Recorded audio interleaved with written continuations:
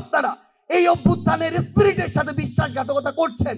Even professor doctor Mohammad Yunus যদি হয়, আমরা তাকেও ছেড়ে কথা বলবো না। আমরা বিবেকবোধ বেঁচে দেওয়া ওই প্রজন্ম নয়। বিবেকবোধ বেঁচে দেওয়া প্রজন্ম হলে আমার পাশে থাকা বিশ্বের অন্যতম পরাশক্তি ভারতের দালালি করতাম আমরা, কিন্তু আমরা তা করি না, করব না। আমরা আমাদের জায়গা থেকে স্পষ্ট করে বলেছি, পৃথিবীর যে কোনো দেশের সাথে আমাদের সম্পর্ক হবে সমতার, মর্যাদার। কেউ বিন্দুমাত্র ডমিনেন্স করার চেষ্টা করলে তার সাথে চোখ রাঙিয়ে কথা হবে, বুলেটের সামনে বুক পেতে দেওয়া হবে। ওই শেখ মুজিবুর রহমান 1971-এর পরে এই বাংলাদেশের অস্তিত্ব, এই বাংলাদেশের যে সার্বভৌমত্ব, সেটি নষ্ট করে দিয়েছিল এই বাংলাদেশকে একটি দেশের কাছে ইজারা দিয়ে। এই বাংলাদেশের সংবিধান একটি দেশের সংবিধান, তাদের ইচ্ছা মতো এই বাংলাদেশের সংবিধান করে, এই বাংলাদেশের সামগ্রিক কাঠামো তাদের ইচ্ছা মতো করে। এই বাংলাদেশে বিগত 16 বছরে খুনি হাসিনা নির্লজ্জের মতো এই বাংলাদেশকে উপস্থিত থেকে বলে সে নাকি ভারতকে যা দিয়েছে ভারত সারা জীবন মনে রাখবে। আমরা শুধু ভারতকে একটি জিনিস বলে দিতে চাই, আপনাদের সাথে আমাদের সম্পর্ক কি হবে সেটা আপনারা আপনাদের কাজের মাধ্যমে নির্ধারণ করবেন।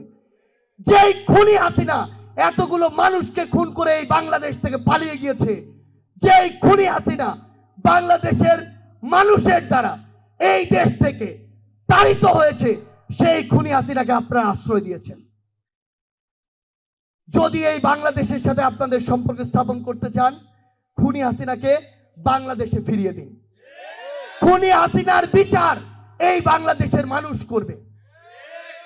আমরা শুধু আমাদের জায়গা থেকে আপনাদেরকে একটি কথাই বলি, অসংখ্য চক্রান্ত হবে।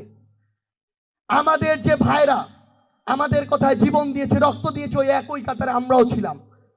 সৌভাগ্যক্রমে বেঁচে গিয়েছি, কিন্তু আমরা আজকে এখানে যারা রয়েছি, যে কোনো চক্রান্ত হোক, যে কোনো রাজনৈতিক দল আমার এই অভ্যুত্থানের স্পিরিটকে ভুলে গিয়ে যদি ক্ষমতার দিকে তাকিয়ে থাকে, সে যেই হোক না কেন, সেটা যদি নাহিদ, আসিফ, সার্জিস, হাসনাত হয়, আপনারা তাদের বিরুদ্ধেও কথা বলবেন।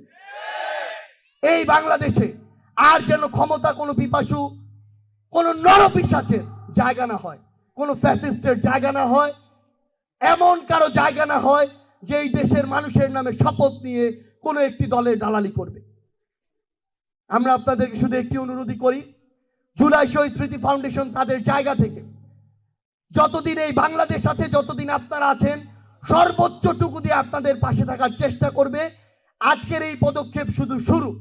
আমরা আপনাদের সন্তান, আমরা আপনাদের ভাই, আমরা আপনাদের পরিবারের অংশ। যে কোনো সময়, যে কোনো মুহূর্তে আমাদের সাথে দয়া করে, সন্তান মনে করে, ভাই মনে করে যোগাযোগ করবেন।